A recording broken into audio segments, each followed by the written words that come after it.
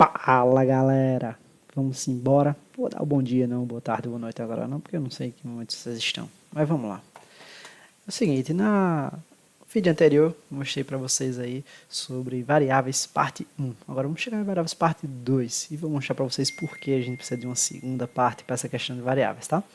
Então, olha só, vamos começar pelo seguinte.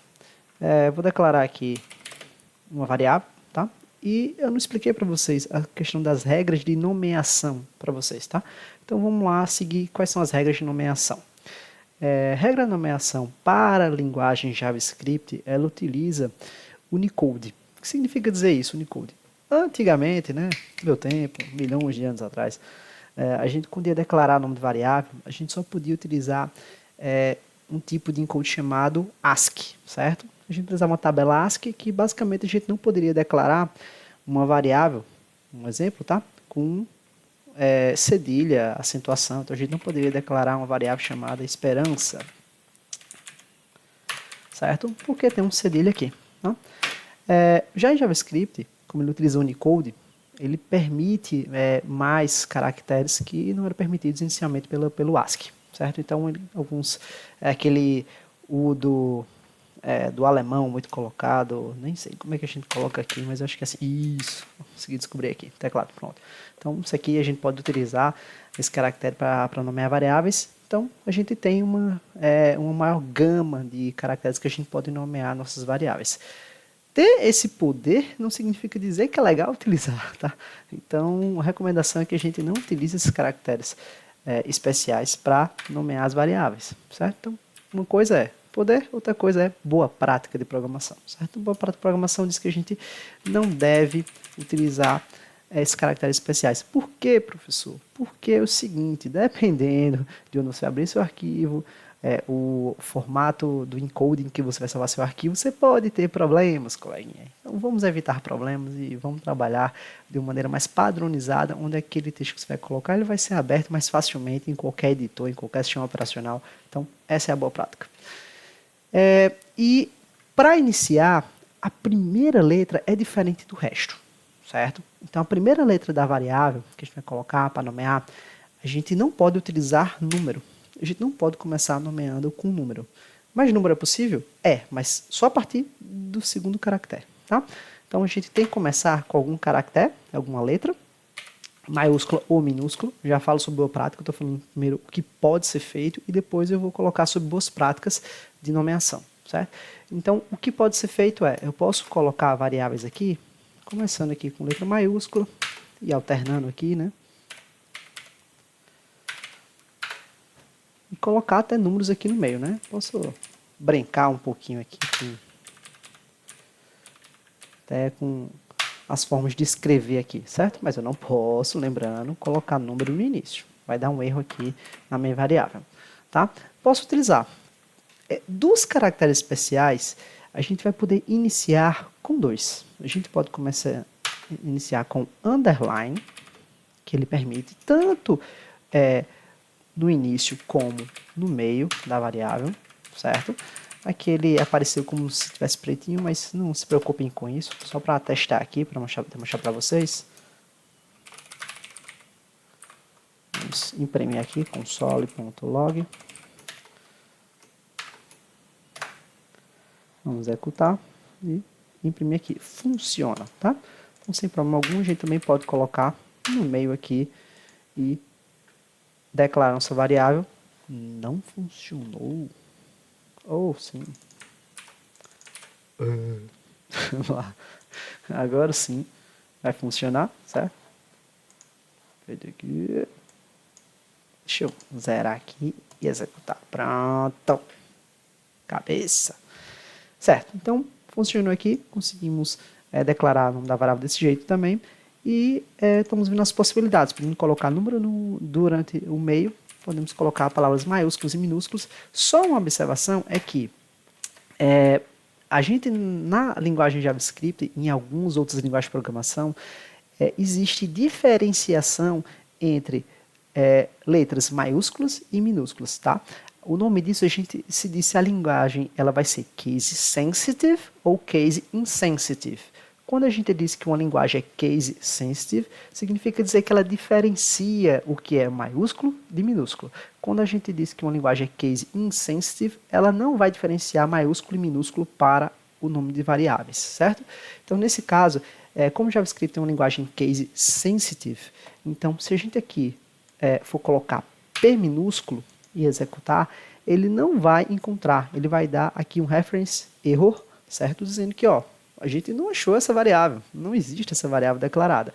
Então, a gente tem que, se colocou maiúsculo no nome da variável, tem que acessar o valor dessa variável via o nome com essa letra maiúscula também, certo? Então, case sensitive, case insensitive. Sensitive, sensível, essa caixa alta, caixa baixa, né? Maiúsculo, minúsculo.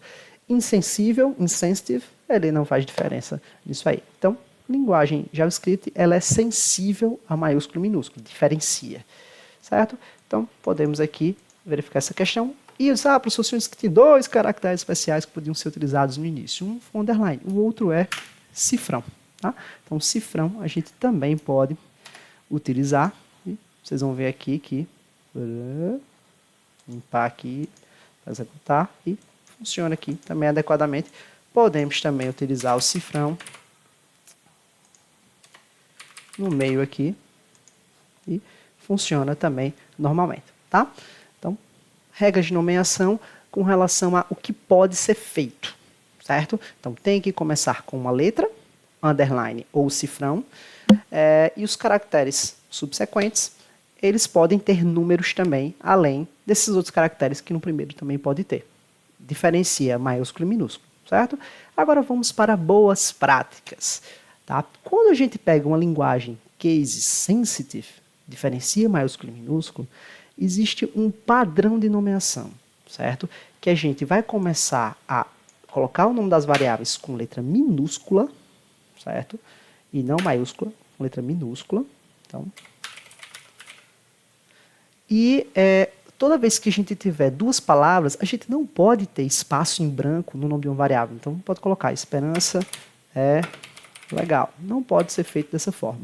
Então, a maneira da gente declarar a variável, então só se vocês verificarem aqui, ele não vai nem chegar nesse console.log, tá? Se colocar para executar, ele já vai dar um erro aqui, já. Deixa eu colocar aqui e mostrar melhor para vocês, tá? Já dá logo na linha 1 o erro, porque ele já vê esse aqui e já dá um erro aqui, identificador inesperado aqui. Então, eu estava esperando aqui um ponto e vírgula, um igual para atribuição, e ele chegou aqui com um espaço em branco tá? Isso deu um erro. Deixa eu limpar logo aqui. E pronto. Então, a gente poderia fazer dessa forma. Certo? Poderia fazer dessa forma. Funcionaria? Sim, funcionaria. Se executar aqui, opa, não funcionou porque o professor esqueceu de modificar aqui embaixo.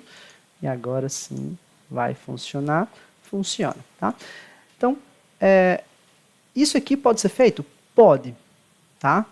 Agora, a boa prática de programação diz que se você está numa linguagem case sensitive, você não deve fazer assim. Se você está numa linguagem case insensitive, ou seja, não faz diferença entre maiúsculo e minúsculo, você vai adotar esse estilo de nomeação.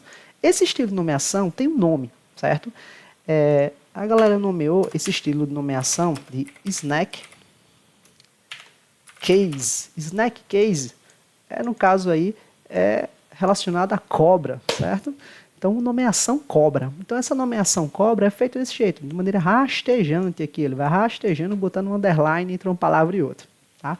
E existe a forma da gente declarar variáveis, que aí já é em homenagem aí ao camelo, certo? Que é chamado de camel case.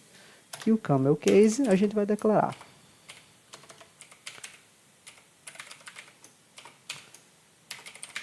No camel case,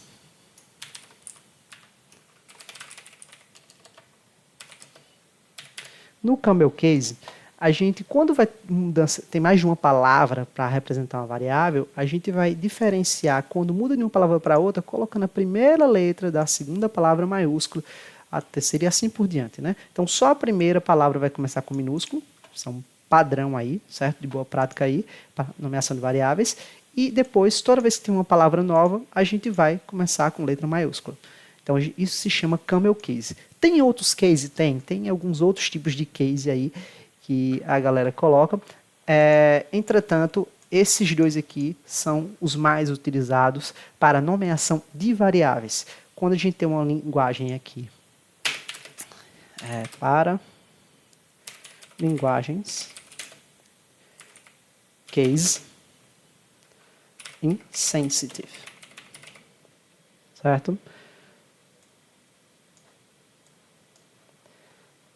E vou colocar isso aqui, linguagens case insensitive, e a gente tem aqui linguagens case sensitive. Utiliza esse padrão aqui de camel case, tá? Então, isso são regras de nomeação adequadas a gente a utilizar na linguagem JavaScript. A gente vai utilizar o camel case, já que a linguagem JavaScript ela é case sensitive, tá? Então, valeu, galera. Por agora é isso. Depois eu vou gravar outro vídeo falando outros detalhes aí ainda de declaração de variáveis. Valeu, até a próxima. Tchau, tchau.